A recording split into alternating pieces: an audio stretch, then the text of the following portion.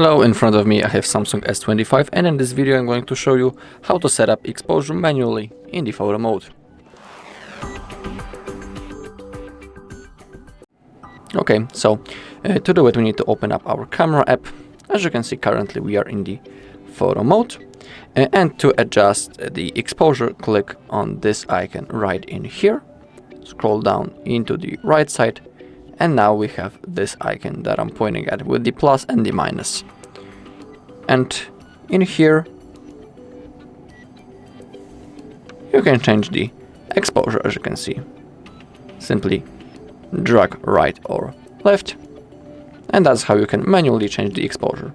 Also, if you close that mode, you can also simply click on the screen, and here you can grab this sun icon with your finger, and from here you can also change the exposure.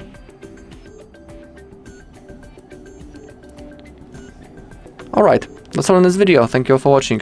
If you found this video helpful, please leave a like, comment and subscribe.